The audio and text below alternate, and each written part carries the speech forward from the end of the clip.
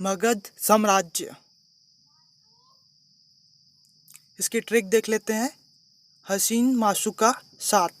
HA से हो जाएगा हरियांका वंश, SI से शिशुनाग वंश, N से नंदा वंश, MA से मौर्य वंश, सु से शुंग वंश, K से कण्व डायनेस्टी, 7 से सातवाहन डायनेस्टी। हरियांका वंश देखते हैं। बिंबिसार पहला राजा था 558 ईसा पूर्व से 491 ईसा पूर्व। यह भट्टिय का पुत्र था। यह बुद्ध का समकालीन था। इन्होंने गिरिवर राजगीर में अपनी राजधानी बनाई थी, जिसे क्षेत्रिय के नाम से भी जाना जाता है। बिंबिसार का पुत्र अजातशत्रु था। उसने गद्दी पाने के लिए अपने पिता को ही मार दिया। उसने भी बौद्ध धर्म ग्रहण किया और कौशल और वैशाली के खिलाफ युद्ध जीता। उसने ही प्रथम बौद्ध परिषद बुलाई थी। ये रथ है पुराने ज़माने का, जिसे बाहुबली मूवी में इंस्पिरेशन की तरह यूज़ किया गया था।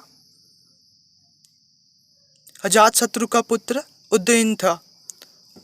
उसने पाटलिपुत्र में राजधानी को स्थानांतरित कर दिया। वह आखिरी हर्यंक शासक था। उदयन का राज्यपाल शिशुनाग था, जिसने राजा बनने के लिए उदयन की हत्या कर दी थी। उसकी राजधानी गिरिवर में थी। उसने अवंती को वापस ले लिया और मगध और अवंती के बीच लंबी प्रतिद्वंद्विता का अंत किया। बाद में राजधानी को वैशाली में स्थानांतरित कर दिया।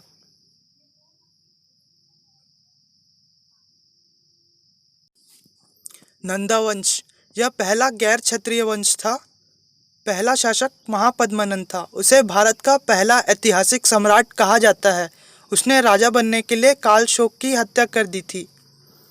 उन्होंने कलिंग सहित कई राज्यों को जीता और उसे एक राट भी कहा जाता है। महापद्मनंद का पुत्र धनानंद था। यह अंतिम नंद शासक था। उन्होंने ग्रीक ग्रंथों में एग्रामिज या जेंड्रमस के रूप में भी जाना जाता है। सिकंदर ने अपने शासनकाल के दौरान उत्तर पश्चिमी भारत पर आक्रमण किया, लेकिन वह अपनी सेना के इनकार के कारण गंगा के मैदानों की ओर नहीं बढ़ सका।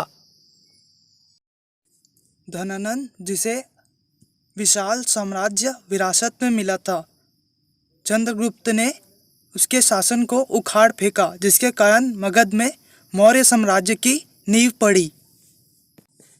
देखते हैं मौर्य साम्राज्य, मौर्य वंश। चंद्रगुप्त मौर्य 322 से 298 ईसा पूर्व। चंद्रगुप्त मौर्य साम्राज्य का संस्थापक था। उसने कौटिल्य, जिसे चाणक्य विष्णुगुप्त के नाम से भी जाना जाता था, की सहायता से नंद वंश के अंतिम शासक को पराजित कर पाटलिपुत्र पर कब्जा कर लिया। सेल्यूकस निकेटर पर चढ़ाई की, जो उत्तर पश्चिमी भारत पर सिकंदर के नियंत्रण क्षेत्रों का जनरल था। मेगास्थनीज चंद्रगुप्त मौर्य के दरबार में एक यूनानी राजदूत था। चंद्रगुप्त ने अपने जीवन के अंत की ओर जैन धर्म को अपनाया और अपने बेटे बिंदुसार के पक्ष में सिंहासन से उतर गया। बिंदुसार को यूनानियों ने अमित्रगात कहा था, जिसका अर्थ है शत्रुओं का नाशक। एंटिओकस प्रथम ने डायमेकस नामक राजदूत भेजा। बिंदुसार ने अपने पुत्र अशोक को उज्जैन का राज्यपाल नियुक्त किया।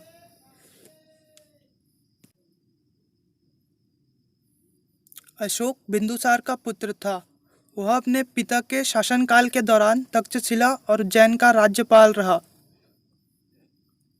अशोक ने अपने भाइयों को सफलतापूर्वक हराने के बाद सिंहासन हासिल किया।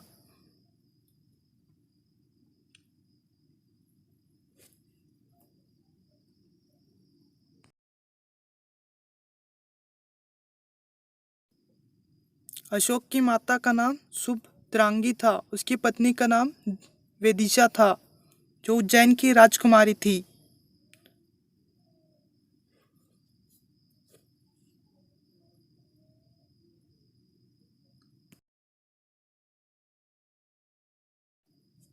अशोक ने अपने शासनकाल के 8वें वर्ष में कलिंग पर विजय प्राप्त की।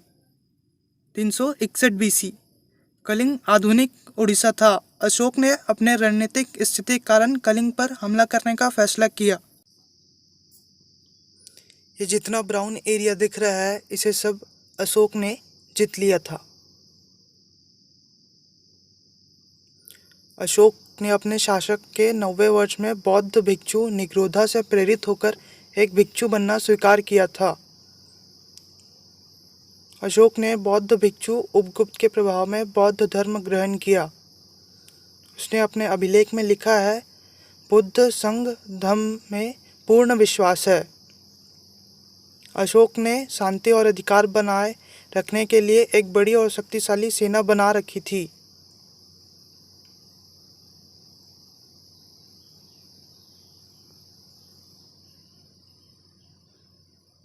अशोक चोलों और पांड्यों के राज्य और यूनानी राजाओं द्वारा शासित 5 राज्यों को अशोक द्वारा दूत भेजे गए। उन्होंने सीलोन और दक्षिण पूर्व एशिया के कुछ हिस्सों में भी दूत भेजे।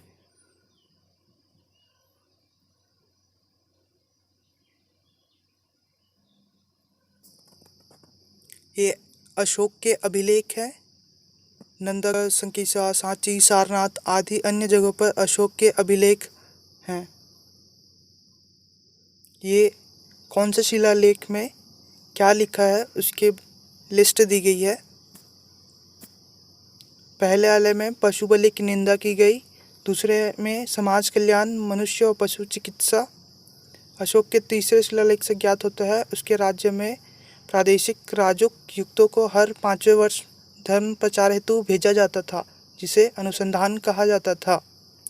चौथे शिलालेख में धम्म घोष की घोषणा की गई है। 5वें में धर्म महामंत्रों की नियुक्ति, 6वें में आत्मनियंत्रण की शिक्षा दी गई है।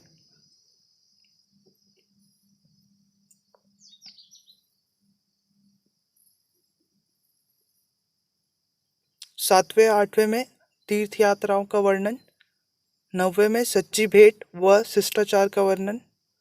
राजा उच्च अधिकारी हमेशा प्रजा के हित में सोचे, ये 10वें में दिया गया है। 11वां में धर्म की व्याख्या, 12वां में स्त्री महामंत्रों की नियुक्ति और सभी प्रकार के विचारों के सम्मान की बात कही है। मोस्ट इम्पोर्टेंट 13 शिलालेख कलिंग युद्ध और 14वां धार्मिक जीवन जीने की प्रेरणा दी है।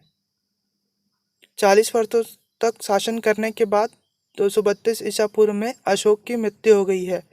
उनकी मृत्यु के बाद साम्राज्य पश्चिमी और पूर्वी भाग में विभाजित हो गया था।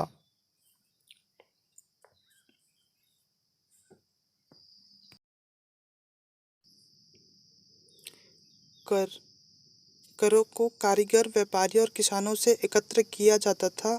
इसके भंडारण के बजाय कर के मूल्यांकन पर जोर दिया जाता था। मौर्यकालीन व्यवस्था में मुद्रा पहाड़ी, अर्धचंद्रा और मोर के प्रतीक वाले पंच चिन्हित चांदी के सिक्के मौर्य साम्राज्य की शाही मुद्रा थे।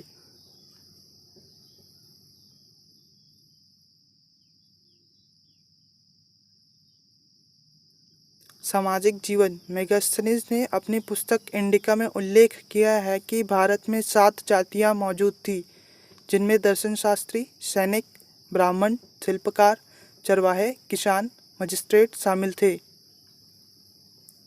कला और वास्तुकला, बुद्ध के अवशेषों को संरक्षित करने के लिए मौर्य साम्राज्य में स्तूपों का निर्माण किया गया।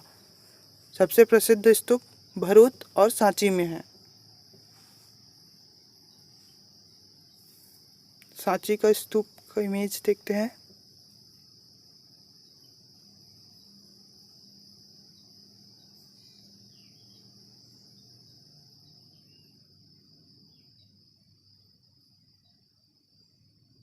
राजस्व विभाग के महत्वपूर्ण अधिकारी, सनाधिता मुख्य कोषागार होता था। समहर्ता मतलब राजस्व के कलेक्टर। सामान्य पुलिस विभाग, जेल को बंधागार के नाम से जाना जाता था और यह तालाक से अलग था, जिसे चरक कहा जाता था। मौर्य साम्राज्य के पतन, मौर्य वंश का पतन अशोक की मृत्यु के बाद तेजी से हुआ।